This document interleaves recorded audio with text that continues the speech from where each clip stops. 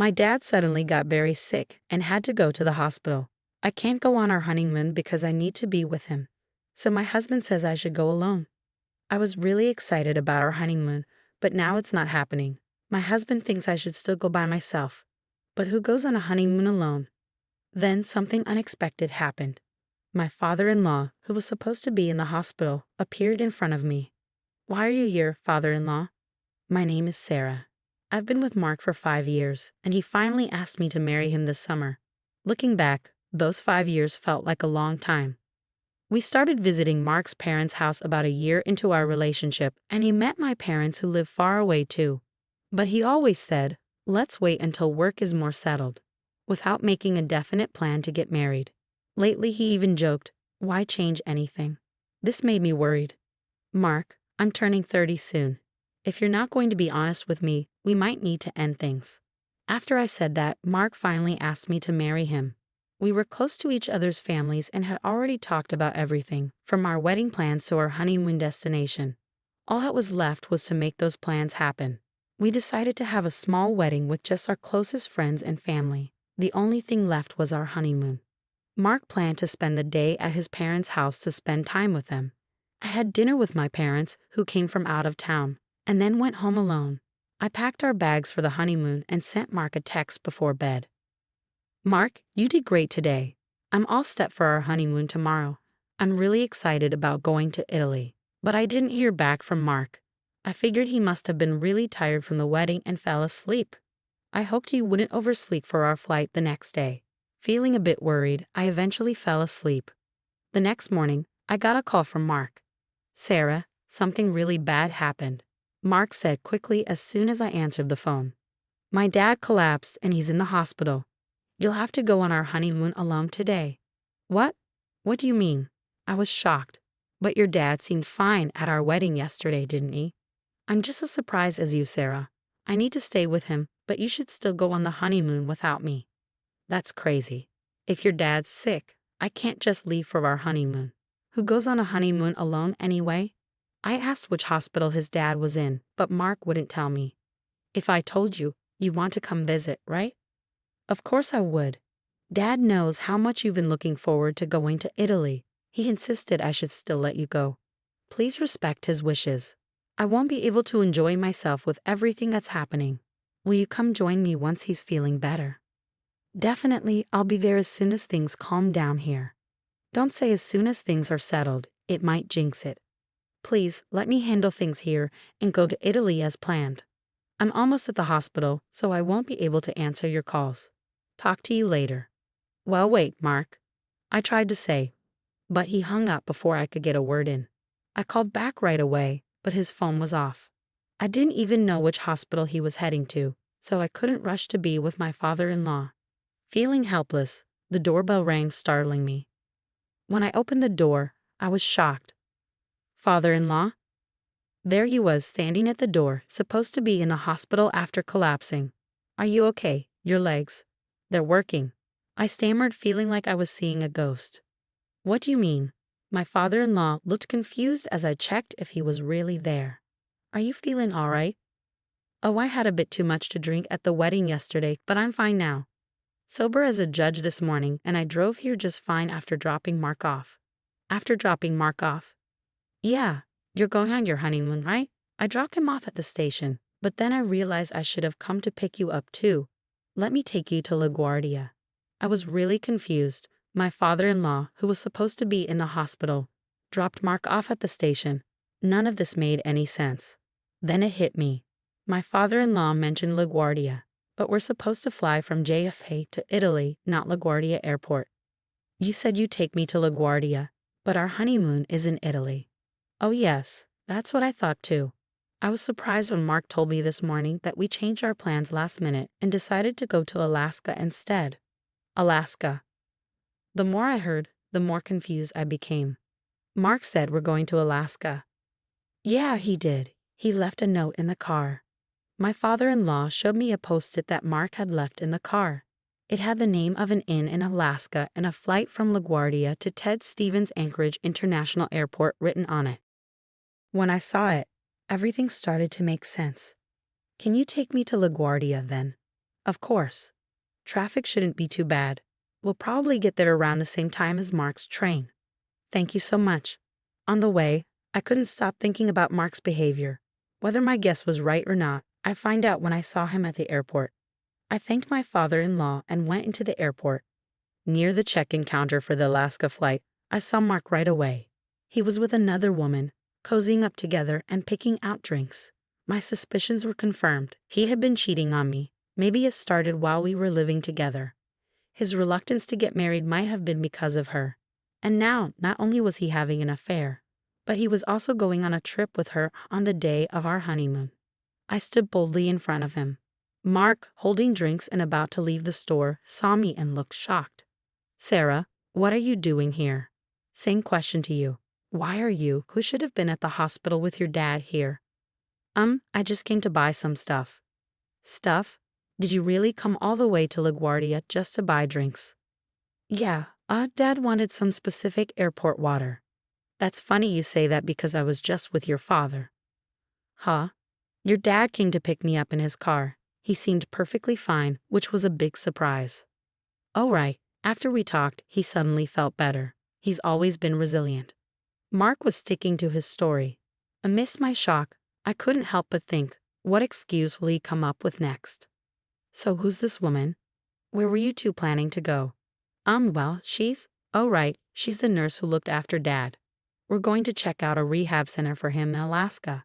Your excuses are painful to hear. I was speechless and sighed in disbelief. Enough. Your lies are giving me a headache. It's not a lie, she's really my dad's. Mark's words were interrupted by a voice from behind. My what? I turned around and saw my father-in-law standing there. I thought you went home, I said. I had a feeling something wasn't right, Sarah, so I parked the car and followed you. Looks like I was right. Seeing his dad there, Mark knew his lies weren't going to work. He looked nervous. My father-in-law asked sternly, "Who is this woman?" Well. Before Mark could say anything, the woman spoke up. I'm Amy, Mark's girlfriend. Mark quickly covered her mouth. What are you saying? You need to be honest, Mark. You don't love your wife. Just divorce her already, she said boldly. What? No, just be quiet, Mark exclaimed. Why should I listen to you? You promised to leave your wife for me. That's why you chose me over her today, right? Amy accused.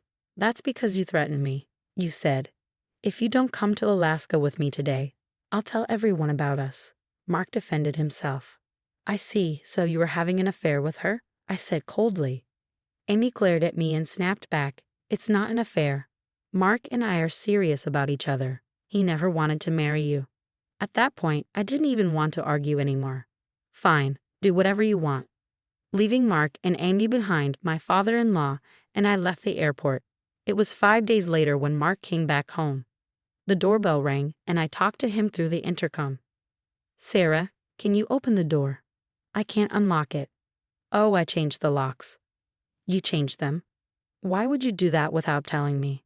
I don't want someone I don't know having a spare key to our home. Someone I don't know? Are you talking about me? Who else would I be talking about? I got the divorce papers ready, so just sign them. Wait, let me in first. We can talk about this. I kept the door chain on and passed the divorce papers through the crack. There's nothing to talk about. Once you sign these papers, can you leave right away? Don't be so angry. I've decided to end things with Amy. Huh? What do you mean? She's awful. I only agreed to go to Alaska because she threatened to tell everyone about us. But the trip was terrible. She complained the whole time about the inn and the weather.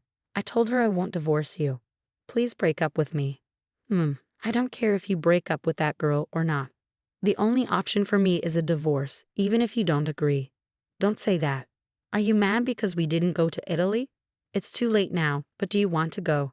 Are you serious? How can you even suggest that? I was wrong to think I could reason with you. A man who cancels our honeymoon to go on a trip with his mistress isn't reasonable. Sign the divorce papers now and also sign this. I handed him another document through the crack. What's this? He asked. It's a payment agreement for alimony and the cancellation fee for our honeymoon. I had a lawyer prepare it while you were away. I'm saying I don't want a divorce. You're the one who wants it, so why do I have to pay alimony? I want to try again. You can't ignore the consequences of cheating. Infidelity means alimony, and the decision to start over isn't yours, considering you cheated. What about this cancellation fee? We don't get a refund for canceling our trip last minute. Since you caused it, you should pay. I told you to go alone. Not going was your choice. How could I go alone on our honeymoon? And you lied about your dad being sick to cover up your affair. I couldn't go in that situation. I wanted to go to Italy with you, but Amy threatened me. You wouldn't want me to lose my job, would you? Amy threatened to expose you at work. Yeah, exactly. If she says she'll do something, she'll do it. It's all Amy's fault. Amy did give off a vibe of unpredictability. I mean, she even boldly declared herself as Mark's girlfriend directly to his wife. She must be quite bold. But strangely, I felt relieved. With someone like Amy in the picture, Mark's actions would eventually catch up with him, even without my interference. All I needed now was to get him to sign those divorce papers. Pretending to be concerned, I asked, "Hey, are you sure it's safe for you to be here?" "What do you mean? You ended things with Amy, right? Isn't she angry?" "Of course she's angry, but I'm done with her." "Well, maybe you're fine, but what about Amy? Knowing her, she might show up at your office and cause trouble." "True, that would be a disaster. I need to go to the office and handle this. Sarah, could you pass me my company key card?" "This one." I pulled out Mark's company key card and showed it to him. "Yeah, that's it." I quickly moved away from the door as Mark reached for the card through the gap. "I'll give you the key card if you sign the divorce papers and the payment agreement first." "But, have you made up your mind? You better decide quickly. Amy might get to your office before you." "All right." Mark reluctantly signed the documents and passed them through the door gap. "There, is that enough? Now give me the key card." I handed him the key card, and Mark hurried off to the office. I went to the courthouse to submit the divorce papers and gave the signed payment agreement to my lawyer. It was a relief to have the financial matters settled. The next day, Mark called me in a panic. "Hello? Sarah. What do you want? We're legally strangers now. There's nothing to talk about." "Wait, please don't hang up." Mark pleaded desperately. Curious about what happened, I decided to hear him out. "So what is it?" "I was called into a meeting by the board when I got to the office today. Everyone knows about my affair, even though I tried to get ahead of Amy. Isn't that strange?" "Oh, I told them." "You told the board?" "Yeah, I felt bad because they came to our wedding. But we divorced so quickly. Since you were busy with Amy, I thought I should explain why we split up." "Just the board? You told everyone at my office?" "Yeah. When I told them my husband chose a vacation with someone else over our honeymoon, they were shocked." "But how can I face everyone at work now?" "You don't have to hide anymore. Isn't that a good thing? Don't play games with me. You've ruined everything." "I should be saying that to you. I wish I could get back the 5 years I wasted on someone like you." When I spoke up, he fell silent. "Why don't you just be with Amy? If she cares about you so much, wouldn't she support you even if you quit your job?" "No, being with her only brings trouble. The only one who can support me is you, Sarah." "Well, being with you only brings me trouble. If you want support, maybe you should think about how your actions affect others." "Yeah, I regret it. So can we try again?" "No chance. Maybe it's time for you to reflect, start fresh, and try dating again.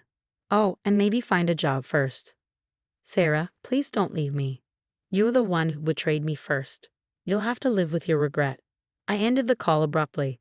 After that, Mark went back to his parents' house a few times to borrow money. But my father-in-law, who was falsely made out to be seriously ill and used as an excuse for Mark's affair, was furious. Eventually, he cut ties with Mark. Mark started feeling uncomfortable at work and ended up quitting. Job hunting didn't go well, and now he's barely making ends meet by working part-time at a convenience store. On the other hand, I moved into a new home with the alimony from Mark. Even though I changed the locks, it still felt strange living in a place my ex-husband knew about. Mark's parents helped me move. Maybe they saw it as a way to make up for their son's mistakes. I still keep in touch with them and have meals together occasionally. I may not get back the 5 years I spent with Mark, but I'm determined to find someone better next time.